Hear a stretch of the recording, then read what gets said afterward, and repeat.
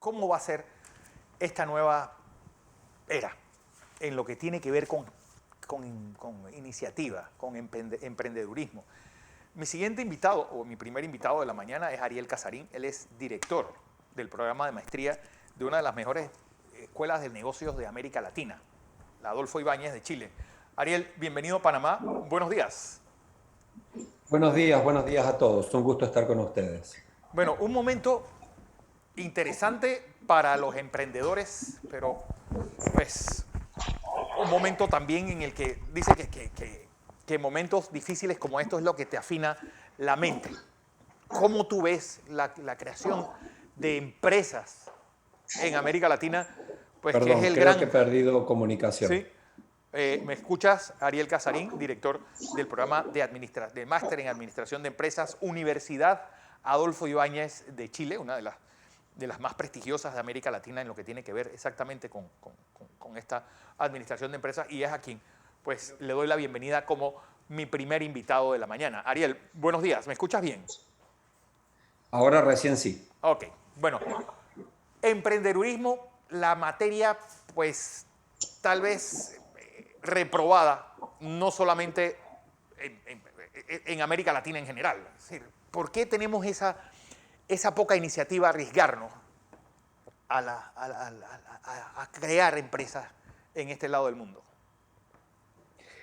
Es una muy buena pregunta que vengo pensando y venimos desarrollando en la escuela en los últimos años. Yo diría que no es que tengamos poca iniciativa en este lado del mundo, eh, sino que en este lado del mundo tenemos distintos entornos institucionales que promueven de distinta manera la iniciativa. En Latinoamérica tenemos mucha disparidad en la iniciativa emprendedora entre países. Tenemos países como en el caso de Brasil, de Argentina y últimamente de Colombia, que han avanzado muchísimo en su espíritu emprendedor con iniciativas que ya son más que iniciativas y empresas consolidadas. Pero por otro lado tenemos países con un mejor entorno institucional, equilibrios económicos más estables, pero probablemente algo más rezagados en empujar esta iniciativa emprendedora a crear más empresas. Entonces el fenómeno no es parejo en toda Latinoamérica. Casualmente uno podría decir que los países que son más inestables, con más dificultades, son los que han empujado a ese fenómeno, pero los países con más estabilidad, que casualmente son los países, en el caso de Sudamérica, que están sobre el Pacífico, han empujado menos esa iniciativa emprendedora, y probablemente los jóvenes encuentren en el mundo corporativo un resguardo laboral que no encuentran en países que están sobre el Atlántico, en donde el trabajo corporativo probablemente ha perdido atractividad como consecuencia de esa inestabilidad, y el ámbito empresarial, perdón, el ámbito emprendedor ha sido una vía de escape. Pero déjenme decir algo, más allá de estas disparidades que encontramos en Latinoamérica. En promedio, la iniciativa emprendedora en los últimos 7, 8, 10 años yo creo que ha mejorado un montón en Latinoamérica, y ya tenemos casos de éxitos renombrados y muchos que están debajo en el entramado. Pero esta oportunidad que tiene Latinoamérica en el mundo no la ha tenido en los últimos 150 años.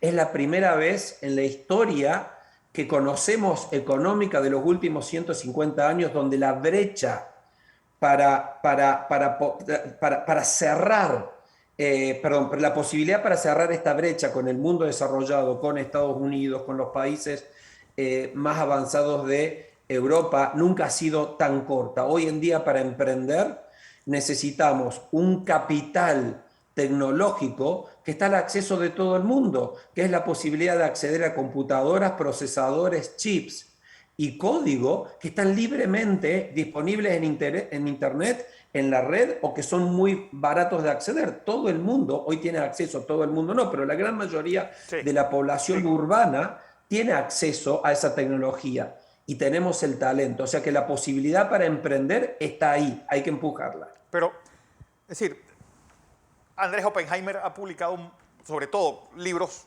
sobre la generación de empresas en América Latina y llega casi a varias conclusiones. Uno, el continente no tiene esa disciplina laboral que tiene, por ejemplo, el sudeste asiático, nuestros grandes competidores en generación, en gran generación de empleo. El problema de la educación, que sigue siendo el gran hándicap en países donde realmente es una barrera, la sobredimensión que tiene el Estado, y que se paga con impuestos, y obviamente pues, donde tú te muevas siempre te vas a tropezar con el Estado, con el gobierno. Y dos, pues yo siempre recuerdo a este sociólogo brasileño que una vez describió su país como Belindia, pues, diciendo que era un país que los ricos vivían en Bélgica y los pobres vivían en la India. Y eso hace pues, que quepa cualquier cosa en el medio, y obviamente eso va a dificultar, pues, y sobre todo las inmovilidades sociales que hacen que cualquier persona no tenga acceso a ese mundo digital y, bueno, y mucho menos a préstamos bancarios o cualquier tipo de capital semilla. Es decir, ¿cuáles son lo que tú consideras en ese diagnóstico que es las grandes barreras que tiene el emprendedor en nuestros continentes? La descripción de Belindia es muy buena y duradera. Creo que todavía persiste. Pero efectivamente, como bien dices, yo estoy convencido que Latinoamérica no puede competir en la industria manufacturera e industrial con los países del sudeste asiático o con las potencias europeas o americanas. Fíjate que no estoy hablando de China, estoy hablando de los países del sudeste asiático en cuanto a potencial manufacturero y a los países de Europa en cuanto al potencial industrial. No tenemos que mirar eso. No, yo creo que no tenemos que mirar eso, estamos muy lejos en tener las economías de escala que tienen en esos países, el nivel de tecnología que tienen esos países y la proximidad a los mercados que tienen esos países. Tenemos que competir de manera distinta y la forma donde tenemos que competir es obviar ese recorrido y subirnos a la última ola de la tecnología. Para eso tenemos que cerrar la brecha de educación. Latinoamérica tiene bondades para cerrar esa brecha de educación que todavía tiene un sistema educativo abarcativo, a pesar de las dificultades, pero es mucho más fácil llegar a la universidad en Latinoamérica que llegar a la universidad, por ejemplo, en Estados Unidos, donde hay una barrera económica para llegar a la universidad en Estados Unidos. Quiero hacer una pausa porque ahí hay algo que me interesa y sobre todo hablar con un académico como tú, porque realmente es cierto, es muy fácil acceder a la universidad en América Latina que, por ejemplo, en Alemania. Pero en Alemania el propio sistema educativo secundario pues va quitando el polvo de la paja. Si tú no sirves para la universidad, pues terminas el bachillerato en 5 años y te vas a hacer una carrera técnica, o si quieres trabajar en el gobierno tienes otro tipo de bachillerato, o si quieres acceder a la universidad tienes otro tipo de bachillerato. Es decir, no masificamos las universidades, que lo único que ha provocado es tener que bajar el nivel educativo. Por eso uno ve cómo se van perdiendo los puestos de universidades latinoamericanas en los rankings mundiales. Creo que dentro de las 100 mejores del mundo, creo que hay 2 o 3 solamente de América Latina.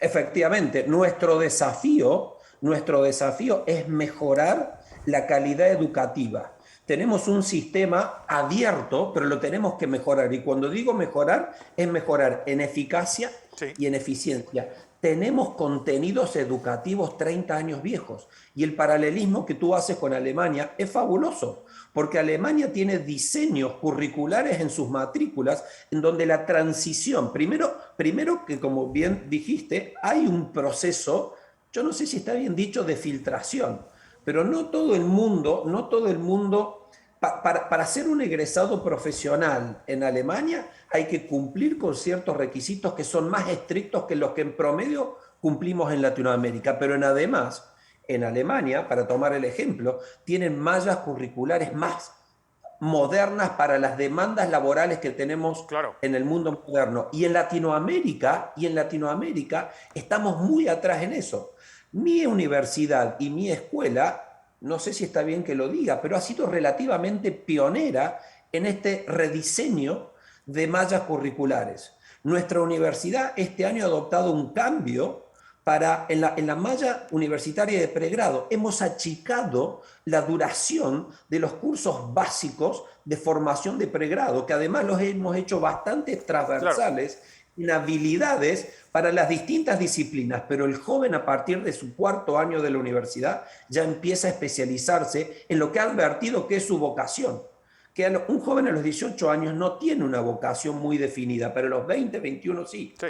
Entonces, ahí es donde tenemos que pensar más en cómo subirnos a esta nueva economía emprendedora a partir de la educación, porque el emprendimiento viene de ideas motivadas en la educación. Google salió de la universidad, Sí. Facebook salió de la La universidad. universidad y nuestras nuevas empresas tienen que salir de la universidad. Pero ¿dónde Pero está? con más Pero la pregunta es, curriculares, ¿qué va a Adolfo, ocurrir? porque esto se hizo también porque las propias universidades tienen incubadoras de empresas. Son, por ejemplo, es el mejor ejemplo para contar cuando una universidad pues, puede hacer esa incubadora mientras esto va creciendo dentro de ese ambiente controlado de un campus. ¿Cuál universidad en América Latina tiene algo parecido? Hay universidades en Brasil que tienen incubadoras de empresas. Nuestra universidad tuvo una incubadora de empresas hasta hace un par de años. Hay universidades en Argentina que tienen incubadoras de empresas y hay más de una escuela de negocios que está motivando la iniciativa emprendedora a partir de proyectos específicos en sus programas que deberían trascender hacia la incubadora de empresas.